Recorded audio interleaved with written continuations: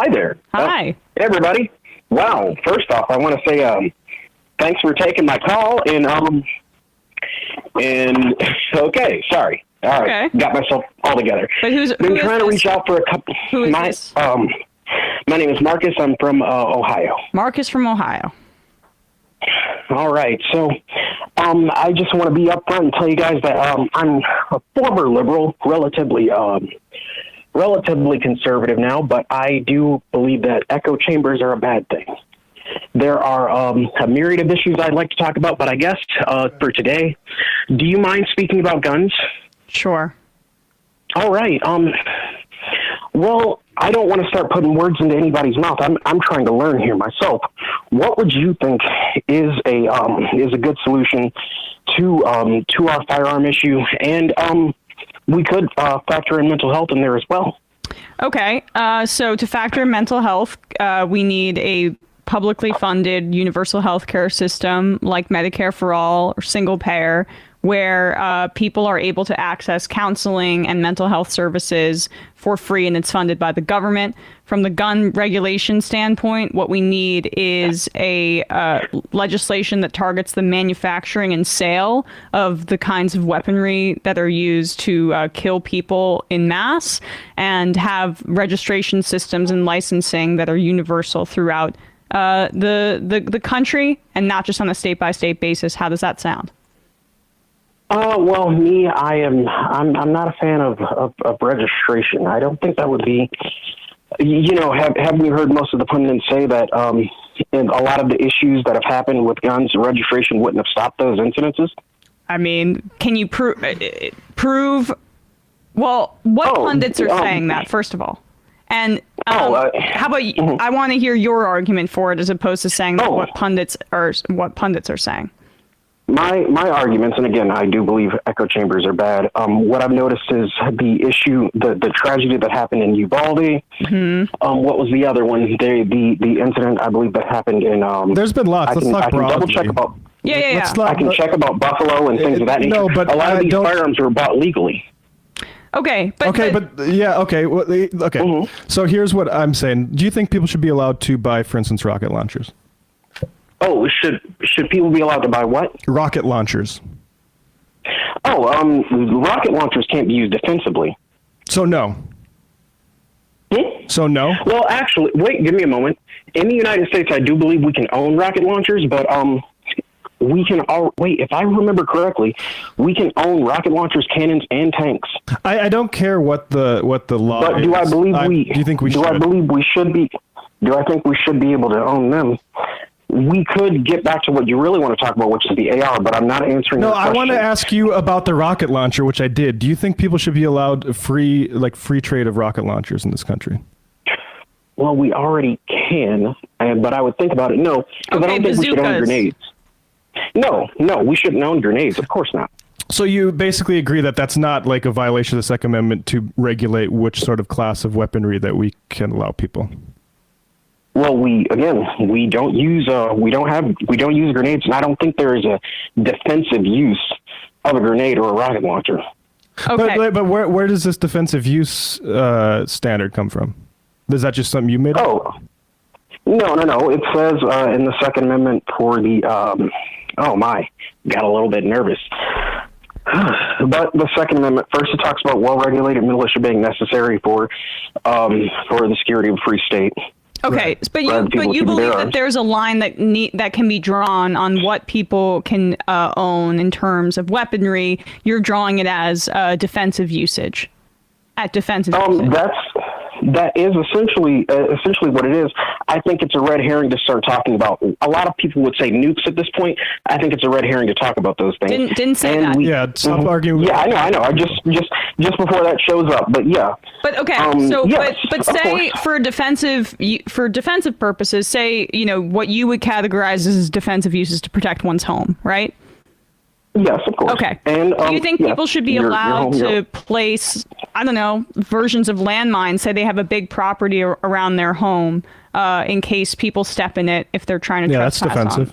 That's defensive. Well, I would say that's, again, some sort of a red herring, but I would have to double check if people have done that. No, you Should don't. be- We're talking about the principle here. Do you think you said it's about offensive weaponry? do I think they should? No, do you think they should be That allowed to, would- or do you think the government should be able to say, like, hey, maybe don't landmine your yard? I would honestly want people to vote on that because honestly, that might But sound if it's a sound a right, bit crazy. if it's a right, then that should not be left to the whims of the voters, should it not? Well, we do have a living document. So let's see what we have So you're here. saying that this should be based on voter referendum, though? Hold give me a on. moment, but I'm thinking about it right now. As Okay. I said, I'm thinking about it right now. I would not see an issue. It would be a bit strange, but I wouldn't see an issue with landmining your own yard. No. Okay, so if someone accidentally steps onto your property, say you're in a big space and there's no really demarcation, there's no fencing, Shouldn't have been trespassing. Someone Boom. say, If an incident like that happened, you should absolutely be held responsible. I think what should happen there is you should have the right sort of signage and things of that nature. What if they have most armed signage? man. But that's a regulation. But that would require. Hold on. That would require you to register with the Yes. government. I am landmining my yard, and that brings us back to the original point. You're against registration for this kinds of weaponry. Oh yes, I am. I am against a lot of forms of registration because the only way that it could be enforced, the way a lot of these things can be enforced, registration, things of that nature, universal background checks. But continue, please. No, but hold on. No, but so actually, sorry, but we actually agree with that. Like, this is why I'm not super supportive of, like, say, empowering more cops to be the arbiters of who gets to, like, own a handgun or whatever. I think, like, that's concerning. But that is not like you should still have to register this stuff, even if, like, say, it wouldn't have stopped the Las Vegas shooting or whatever. That sort of, like, but it didn't work in this case. That doesn't mean that. Like, but the second part that I propose would have stopped the Las Vegas shooting or potentially helped it because I would ban the sale of automatic guns of the nature that we're using. Now again, we talk about semi-auto. I understand that, but that was not an automatic weapon used, and we don't need to drive too far into this, but I once defended a woman's life with one of those weapons people want to ban. We could find the story, but I'm not here to plug anything that I do online. But I can send you all those articles just so you know. Okay? But could you? Would it have to have been an AR that you used, or could it have easily been like a different type of firearm, like a rifle? Again, I don't want to go into the specifics of what occurred because I'm not here to plug my own fame. But when the gentleman who was attacking her first saw me and my handgun, he did not retreat. It was only after I ran away, grabbed the firearm that you guys want to ban, and said, "Sir, I'm armed. I've called the police. Please leave." Well, how do you know that it wasn't you calling the police that caused him to leave, good sir? Because the police were already called during the incident. Okay. He first tried to come into my house. We had a quick scuffle at the door. Then he tried to get back in. I drew a firearm. He then continued to try to get back in, trying to bust into my windows. I then barricaded myself into a room. I appreciate the anecdote. But I can send you articles. I can send you articles to this, but I'm not here to get famous. Let me return. So you agree that there needs to be some regulation about landmining your yard, which would involve registration and signage, so that would have to be registered with the government. So that undercuts your notion that there shouldn't be forms of registration because you kind of conceded that there. And secondly, And secondly, the banning, I'm not sure what weapon, I know he used a bunch of guns in the Las Vegas shooting, but shootings more broadly with automatic weapons. And a switch. Ma'am, I do apologize. I would be in don't want to favor interrupt of banning those. And so that would actually, banning the sale and manufacturing of those. Are you conceding that would not curb mass shootings? Are you claiming that would not have any effect? Well, the vast majority of mass shootings are done with handguns. I know, but for the ones that are done with that kinds of weaponry, would that eliminate those? No, I'm not trying to play I really am not trying to play a game, but none of these mass shootings that you would think of have been done with automatic firearms. Were they altered? Were they have, like, say, a switch or bump stock on them? No. Now, the Las Vegas shooting had a bump stock. Yes, it did. Yeah. Okay. So should those be legal? Yes, bump stocks should absolutely be legal. They should be legal. Why? And they are. So you need to intimidate somebody, and he's not going to be intimidated by just a regular AR-15, but you bring the bump stock. No. Stopping his tracks. It's because when an incident occurs that you need to defend your life, you need to have the odds as lopsided in your favor as possible. No, this is I'm not the one threatening somebody else's life. Are you shitting me? No. This does not. This is no. Your example, buddy, it's about having the most effective tool. Is having a what? So your example was simply like the existence of this gun, and it needed to be an AR-15 apparently, or the guy was going to knock the door down. I don't believe that. I think if you would have had a shotgun or something like that, he probably also would have stopped too. The idea that you need a switch or a bump stock, like. I'm sorry, if you, for instance, people say this like feral hogs example. Register with the Game and Fish Department if you need that so bad. Sorted. But like this idea that everyone needs to free trade bump stocks, I'm sorry, that's fucking ridiculous. And I come from guns. Like, I grew up around guns. That's a fucking that is weekend warrior bullshit LARPing like ass like garbage to me. I think that's so embarrassing. I have no interest in LARPing or warrior and all that other fun stuff. No. What I just want to do is have the most effective. It would be an effective tool to defend myself. No, let's paint the picture. It would be an effective tool to defend myself. The fact of the matter is, what are you imagining? I myself. From what? Yes, watch this. I'm going to explain. I myself, my girlfriend, who's 5 foot, 120 pounds. Guess what? A shotgun is a lot more difficult to use. I know. Okay, so your sense, you want to be able to maximize the amount of protection that you have for your girlfriend. Look, in my opinion, that's some red flags in and of itself. But the point is that the societal cost is that we are continuing to arm everybody to the degree that you're describing because we've made these things legal. I mean, some of what you describe is illegal. Yeah. But even to the point that we've armed everybody, do you understand the way that like other countries structure their gun laws? They just have baseline bans for this kinds of weaponry. And then news to you, Marcus, you wouldn't have to go out to buy a bump stock. You could buy the guns that you want and register with the government, and you could still be the most armed guy out there, but we're just going to change the threshold level to reduce mass gun violence. Would you concede that that's kind of a fair way to draw this line? To reduce mass gun violence, now I'm certain you've heard about this, it would take a lot of things that are outside of the firearm. I think it's political grandstanding to just go after the firearm and not the underlying issues. Yeah, we all know that. I want to get back to this scenario where your 5 foot girlfriend needs you to have a bump stock instead of just an AR. Oh, no. She could need it. So I would rather she defend herself with an AR platform rather than a shotgun. An AR platform with a bump stock. So the AR platform isn't enough. You need the full-out bump stock. What scenario are you? What's coming after your girlfriend? What is coming after your girlfriend? Well, the data point of only myself was just someone who was significantly larger than me. But just about anything can happen. We live in America. Okay, but what? I mean, this is like. Tell me what you're afraid of. Is it zombies or is it something else? No, absolutely not. No. That's okay, what is it? What is it? Anyone or anything that would threaten our rights to life, things of that nature. And why don't you just get her a rocket launcher? Absolutely not. There's no defensive use for a rocket launcher. I could imagine defensive use of a rocket launcher. I mean, How am I going to defend my property when I've blown out my entire front yard shooting a rocket launcher at someone out of my house? Landmines. We should talk about you register with the government. Booby traps. Yes. Okay. And then if someone had agreed to do that. That's the point. I mean, that's quite odd. But again, we're speaking about ARs. But the real issue, the issue is obviously happening with these mass shootings, not with mass landminings, things of that nature. But because we've drawn certain parameters about what is allowed in society. Some guy used that bump stock that you need your girlfriend going to use to like protect herself from like a horde of I don't know what.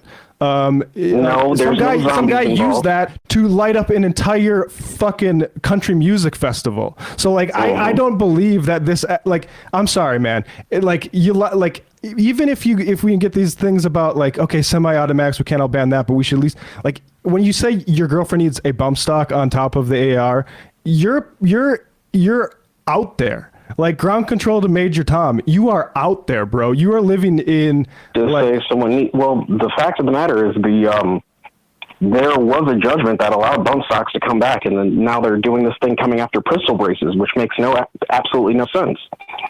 Well, to us, it makes a lot of sense. Yeah, I don't think you should be able to. Why should pistol braces be banned? So you can't light up a whole room without anybody. A pistol brace couldn't do that. I understand what you're talking about bump stocks. It is my deep desire that we demilitarize this country from weaponry, and I do believe it'll make us safer. Yeah, and first of all, it would be incredibly nice, but it's the reality that we live in, and the fact of the matter is you're naturalizing a situation that you don't want to change because you seem to have a personal investment in making yourself as armed as possible. You seem very afraid. No, that is not the case at all. No, it is. It's just the case of it's my own reality. Marcus, not my own reality. It's what's outside of me.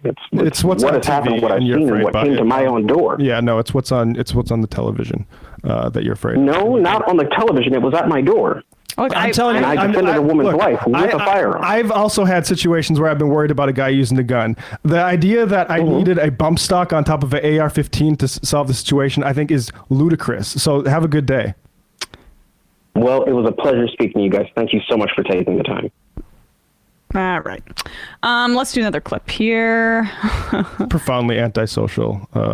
It's paranoid. Yeah. I mean, look, I'm sorry that happened to him, but at the same time, we're not making decisions about society on a case-by-case basis. We're making them in terms of what's best for... The idea that you need an AR specifically, and not only an AR, but that story is just stupid. The guy, kept coming after a pistol.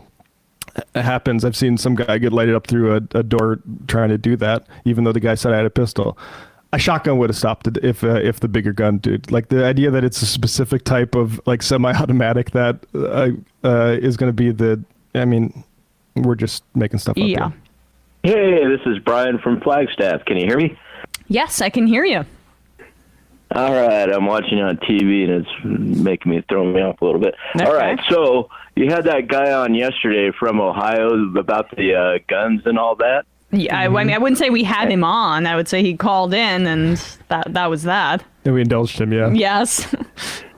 Yeah. So, that guy. That was a weird call. But the problem is that America cannot get rid of its guns yet. I mean, New Zealand had that big, the AR shoot up, and then they got rid of the ARs the next day. Well, America just cannot do that yet. Yeah. Because we're still kind of at war in the Civil War thing that never got settled. I mean, I don't know. I think it's even goes far. I mean, this is a very gun heavy country. Even before the Civil War, you have the leather stocking myth of look at the guy with the white guy who knows the Indians environmental savvy, but he has a rifle. This Last of the ingrained. Mohicans? Last of the Mohicans, yeah. I mean, that's that myth. That's that myth, exactly. Yeah, and this country was in part conquered with rifle and guns, and so I mean, not that I think it wasn't helpful for Anglo colonization of say New Zealand or Australia, but it's I think it is. I do think it'd be difficult to do a compulsory forced gun buyback in this country compared to New Zealand. It's slightly different feasibility there. But my proposal is always just make it pretty lucrative, four times what you paid for it, 5 times what you paid for it, and do your best on that front. But I mean, even still, that guy yesterday, he's not going to give up his gun, even if you paid him 10 times. Maybe he's got some. But I mean, the Civil War for America, that's pretty fresh. That's only 160 years now. Yeah. That's right around the corner. So I mean, it's not like that wound has been healed at all. And those people, they took all their yes. Well, they took all their muskets back down into the South and then never assimilated. And I mean, when me and Sam were young, this saying was. All the time I heard this, the South is going to rise again. I don't hear that anymore. Nobody hears that anymore. Because now they've risen wokeness. Yeah. I mean, that's the thing. And they changed what the words are. Antifa means anti-fascist, but it's some kind of terrorist organization. Well, and Black Lives Matter, Black Lives do matter. You know what I mean? Right, but then it just means scary.